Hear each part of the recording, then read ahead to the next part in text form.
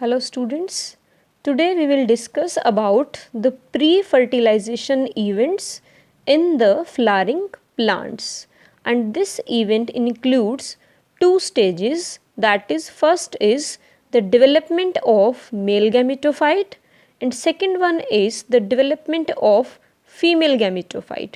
Male gametophyte represented by pollen grains and female gametophyte represented by embryo sac. This question always comes in your exam, that which part or which structure represent pollen grains and which structure or the part represent embryo sac. So the answer is male gametophyta represented by pollen grains and female by embryo sac. Let's discuss these two one by one. First one is the development of male gametophyte. We know very well that the male reproductive part in the flower is androecium, and the individual appendage of androecium is known as stamen.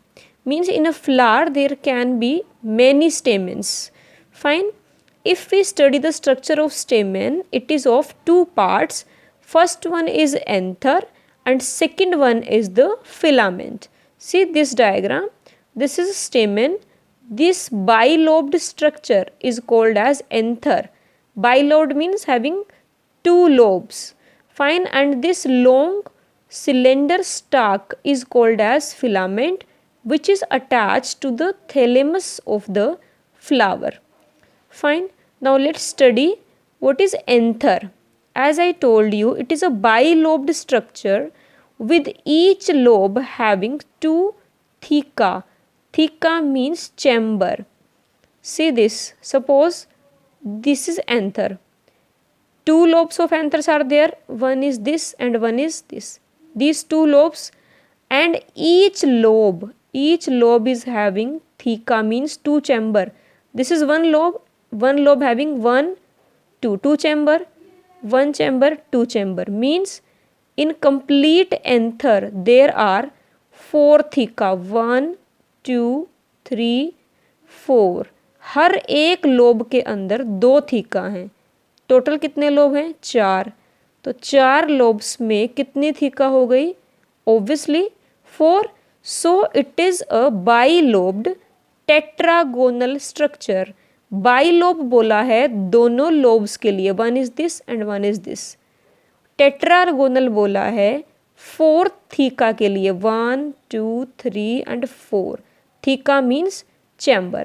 So it is a bilobed structure or a tetragonal structure consisting of microsporangia located at the center. मतलब ये 4 chamber बन गए, 1, 2, 3 और 4. These are the 4 chambers. हर एक chamber के centre में जो structure है उसे क्या कहते हैं? माइक्रोस्पोरेंजिया. मतलब एक एंथर के अंदर कितने माइक्रोस्पोरेंजिया हो गए? 4. 1, 2, 3, 4. हर एक चैम्बर के अंदर एक माइक्रोस्पोरेंजिया है और बाद में यही माइक्रोस्पोरेंजिया डेवलप होकर बनते हैं pollen sac. So you can say microsporangia और pollen sac, one and same things. ठीक है. बाद में इन्हीं माइक्रोस्पोर्स के अंदर ही क्या बनते हैं?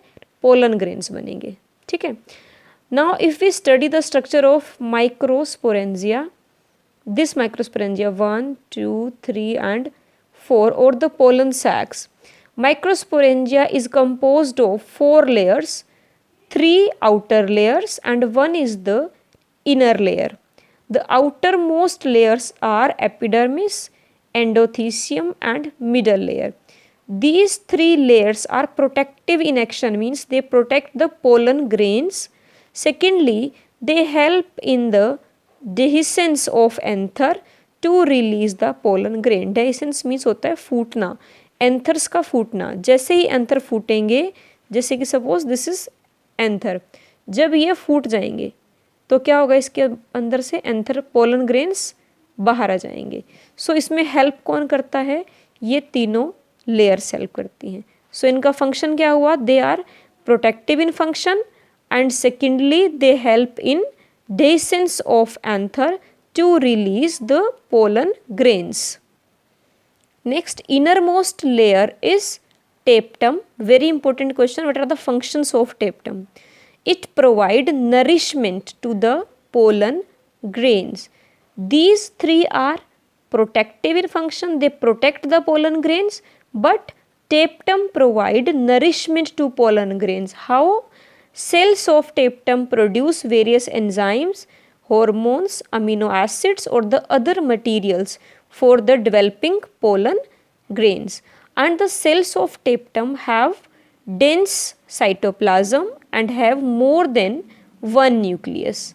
Fine. So these are protective in function and they provide nourishment to the pollen grains.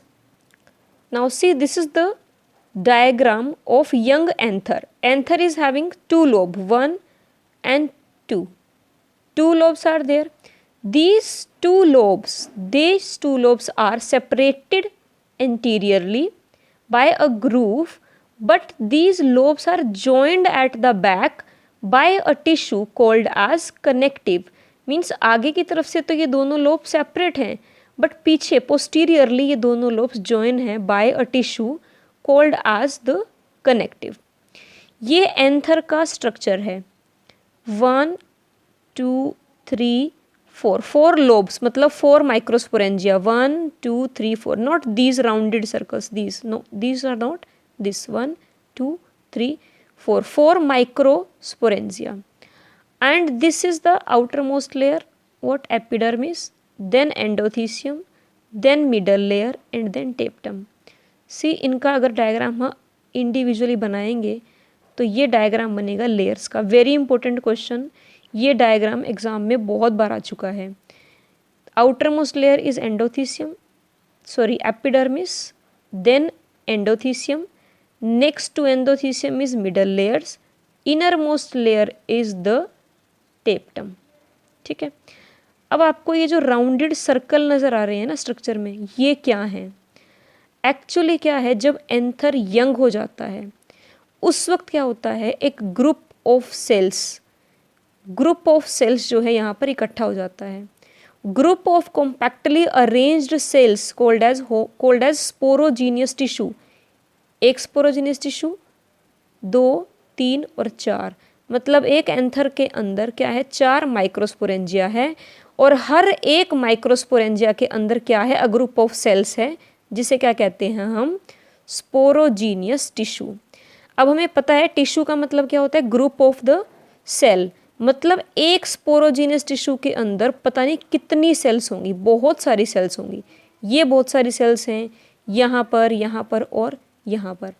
बहुत सारी सेल्स हैं जिन्होंने मिलके क्या बनाया है, स्पोरोजीनियस टिश्यू. और सपोज यहाँ पे थाउजेंड्स ऑफ सेल्स हैं जिन्होंने मिलके स्पोरोजीनियस टिश्यू बनाया है. Each cell of sporogenous tissue act as pollen mother cell या माइक्रोस्पोर मदर सेल. जितनी भी इसकी सेल्स होंगी, ये और ये और ये, all the cells of sporogenous tissue will act as the pollen mother cell or the microspore mother cells. So sporogenous tissue is what? A group of compactly arranged homogeneous cells occupy the center of each microsporangium. Sporangium मतलब one microsporangium. Microsporangia means it is singular and microsporangia is plural. कितने microsporangia होंगे pollen उसमें, anther में? 4. हर एक के corner पर क्या होंगी, सेल्स होंगी जिसे बोलेंगे स्पोरोजीनियस टिश्यू. और हर एक सेल स्पोरोजीनियस टिश्यू की एक्ट करती है एज पीएमसी और एमएमसी. पीएमसी मतलब पोलन मदर सेल्स और microspore mother cells. Actually, microspores or pollen grains both are same things. The difference is when anthers mature and dehydrate, these microspore will form a tetrad. Tetrad means 4 pollen grains. Means microspores will develop into pollen grains. So what is microsporogenesis? Genesis means formation. Formation of microspores is called as microsporogenesis. अब formation होगा कैसे? As I told you that the cells of sporogenous tissue act as microspore mother cell. These microspore mother cells will undergo meiosis 1 and meiosis 2, and will form 4 microspores. 4 means tetrad of microspores. When these microspores dissociate from each other, they will form pollen grains. So you can say pollen mother cell or the microspore mother cell, microspores or the pollen.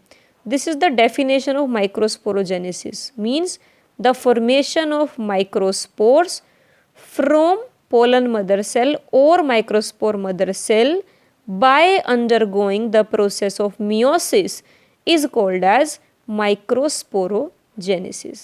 ये pollen mother cell है एक, means one mother cell will produce 4 pollen grains. मैंने आपको बोला कि sporogenous tissue क्या होता है? सेल्स का कॉम्बिनेशन. मतलब सपोज एक माइक्रोस्पोरेंजियम में अगर 1000 मदर सेल हैं तो कितने पोलन ग्रेन्स होंगे? 4000, because one mother cell produce 4 pollen grains. If mother cells are 1000, pollen grains will be 4000. Fine.